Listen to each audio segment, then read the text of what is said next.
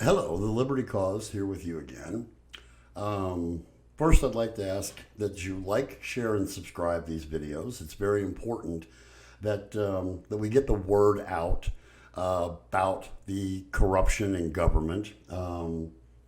Everyone, every city in America should have someone that is getting the word out about the corruption in government, as this is just becoming a systemic illness in our country.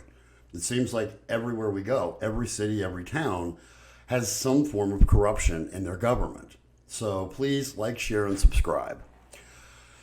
What we're going to talk about today, and this is going to be pretty quick, just a few minutes, is some new language that the Deltona City Commission is going to be proposing and voting on to add to their city ordinance regarding commission meetings and public speaking. So, we've got the standard fare manner of addressing the commission. City commission shall follow content-neutral time, place, and manner regulations to control disruption while insisting on decorum and allowing the city commission to conduct city business. Civility rises from a sense of shared enterprise. Well, you cannot force civility. Civility is something that is earned, and civility is something that comes about due to respect of the people that you're dealing with. If the people you're dealing with, you have no respect for them, it's a little difficult to be civil. To that end, Deltona City Commission shall continue to embrace dissension, yet they've never embraced dissension. And we've got plenty of video of past commission meetings that show that they hate dissension and try and do everything they can. We had one, to give you just a quick example, there was one mayor who was the only mayor other than John Mazarzik, actually tried to have the city attorney sue the residents of Deltona for dissension because they were criticizing him. That's what dissension means, that it's being critical of these people. But when Mayor Mulder was in office, actually tried to sue the residents of the city because they were criticizing him. Now, if you know his history, you know what was going on, you understand why they were criticizing him. If you don't, it might be something interesting and fun to look up, because it was quite a circus. As a civic right, and to work to create a climate where the public feels included and respected. They've never made the public feel included or respected, which is why we have the dissension and why people are standing up there now and calling them out and demanding that their rights be respected. This is new language. After the meeting is in session, no person may approach the dais without going to the microphone and asking to be recognized. The mayor will rule. Now, mayors don't rule. Kings rule. The mayor can make a decision. A mayor can be part of a vote, but a mayor cannot rule. A mayor is not a king or a queen in this case. The mayor will rule as to whether the person will be allowed to speak. The mayor will rule as to whether the person will be allowed to speak. So let's have a quick look at the Florida Constitution. So let's just look here. This is Article 1 and Section 1, political power. All political power is inherent in the people. All political power is inherent in the people, which means that the mayor works for the people. So the people should be the ones deciding whether they're going to speak to their elected representatives, their employees.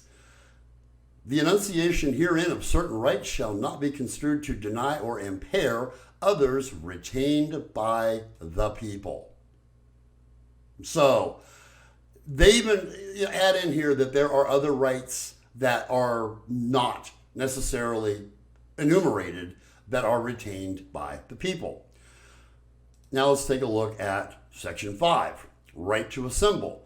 The people shall have the right peaceably to assemble, to instruct their representatives, and to petition for redress of grievance. Now, the courts have found that basically to say peaceably assemble, that does not mean that you're not engaged in protest of some form. That doesn't mean that you're sitting quietly. That doesn't mean that you're not trying to, be heard and get your message across. What that means is that you're not engaged in violence. So you're not throwing chairs, you're not making violent threats. That's what peaceably assemble is. That can be with chanting. This is what the courts have already found with regards to protest. That could be with chanting. That could be with yelling out, to let these people know what you think. So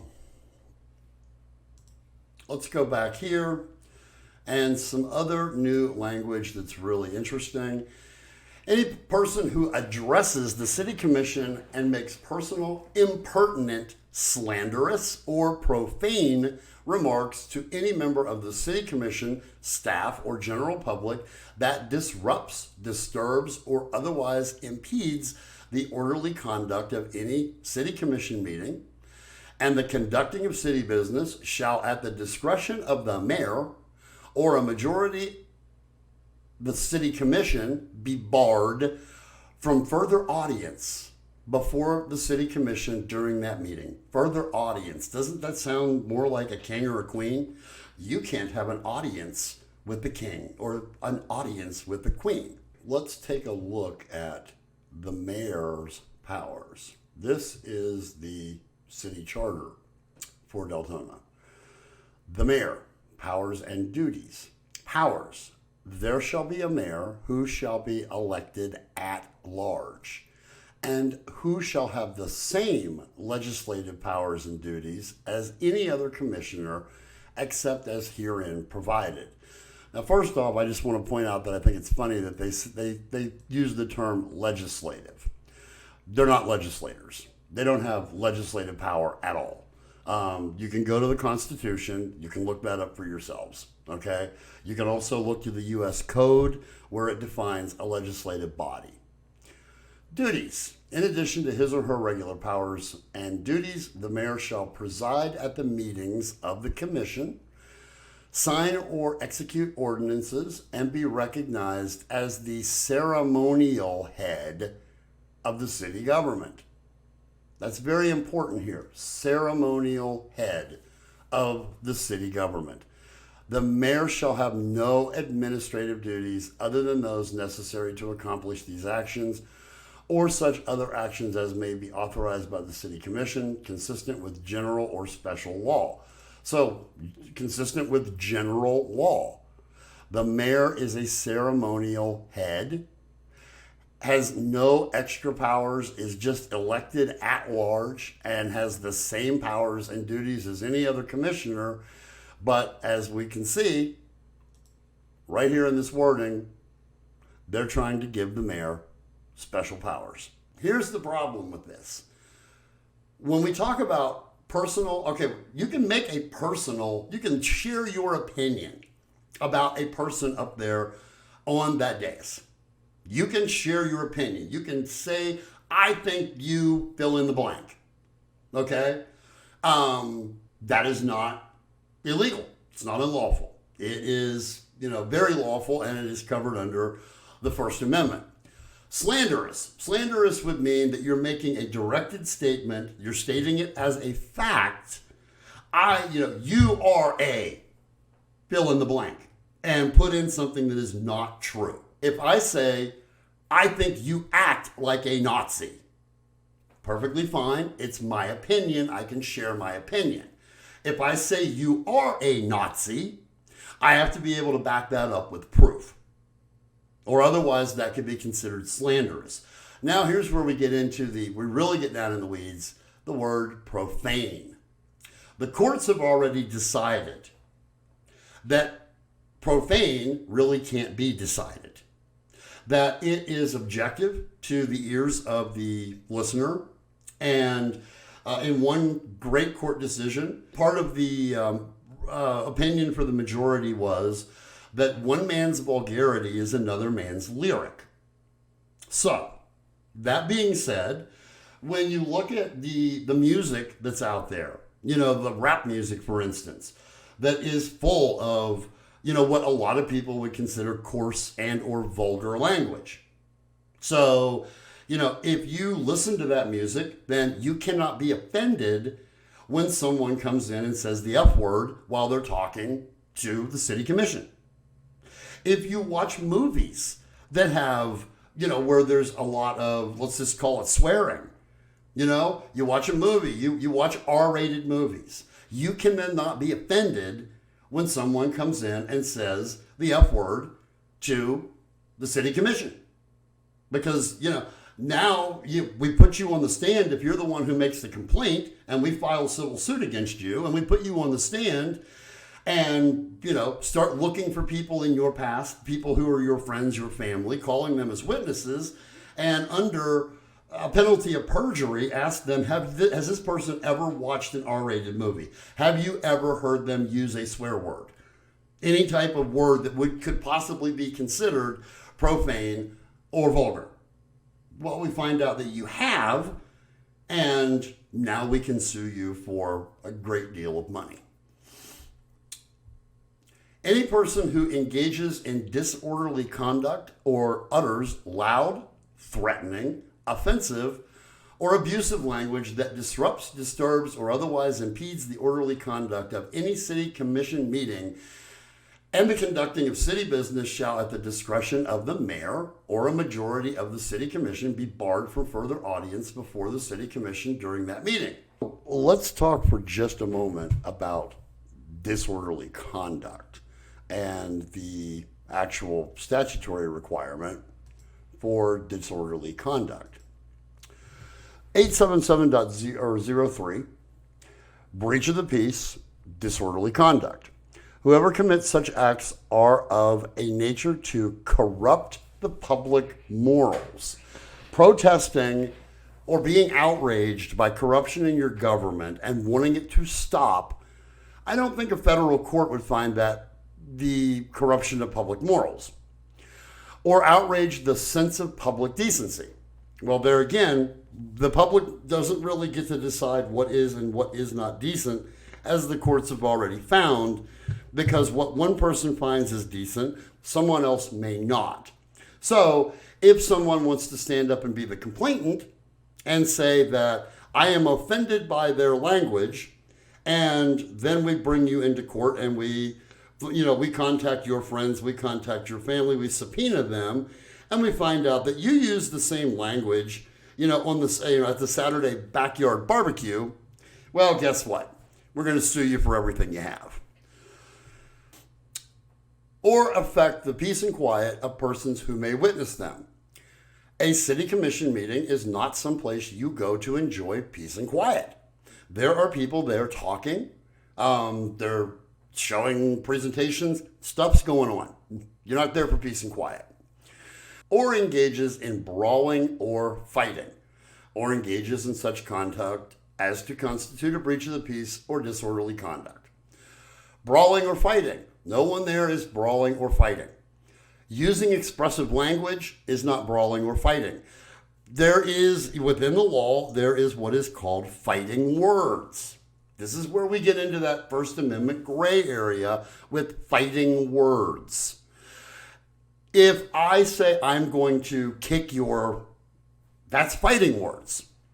If I say, you go F yourself because you have no authority over me, mayor, which we've already gone over the ceremonial powers of the mayor, not fighting words. So again, their use of the words disorderly conduct really have no bearing on what has happened or is most likely to happen at any commission meeting.